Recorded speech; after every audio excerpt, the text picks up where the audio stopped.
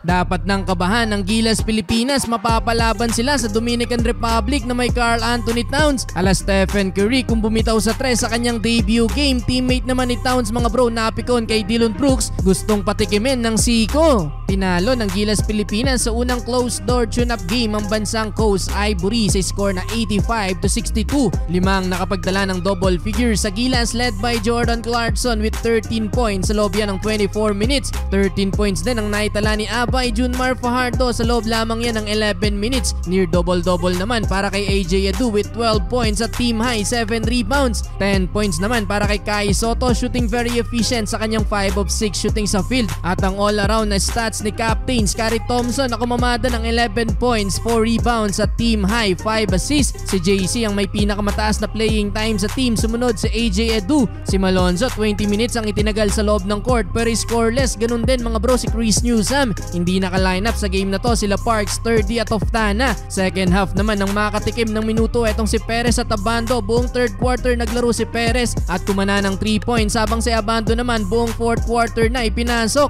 Though tinapos pa din niya ang laban mga bro na may 5 points, 2 steals, 1 rebound at 1 assist. Pangatlo din siya sa may pinakamataas na plus minus with positive 16. Sunod na makakalaban ng Gilas mga bro ang bansa naman ng Mexico sa August 20, same time 8 PM.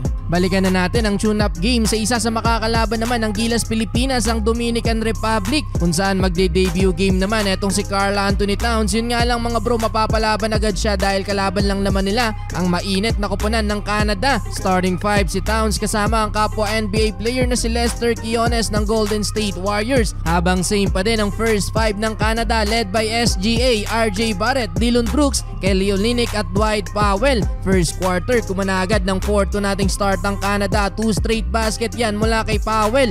Nagpakita naman agad ng mataas na kumpiyansa etong si Towns mga bro, dalawang magkasunod na tres ba naman ang pinansagot para sa Canada. Maiwanan lang saglit to, talagang titikada to sa labas. Problema pa kapag umatake na to sa ilalim, sa bilis din itong gumalaw, tiyak sakit sa ulo yan ng Gilas. Though may ilang unnecessary turnovers na nakomit yan si Towns, kaya naman under 5 minute mark pinabalik siya ng bench. 8 points para sa kanya sa first quarter pero kahit wala etong si Towns mga bro, nagawa pa din nilang makakontrol ang lead. Leading scorer sa Canada ang tig 8 points ni Brooks at Powell, 3 points pa lang sa SGA. 27-26 lamang ng isang Dominican Republic. Second quarter balik court na ulit etong si Karl Anthony Towns. Tila may halong swerte na din sa bitaw nito mga bro dahil ultimo yung ganitong tira sa tres pumapasok pa din. Literal na pinapahirapan nila ngayon ang mas malakas na koponan ng Canada. Muntik pang may mapiko na player sa Dominican Republic. Nangawakan na siya sa depensa ni Dillon Brooks, sabay nagkabanggaan pa silang dalawa ni RJ Barrett. Biglang init tuloy ang laban. Last minute nagkasagutan pa ng opensa si Lester Quiones at RJ Barrett pero abante pa din ng 1 point ang Dominican Republic, 48-47 halftime.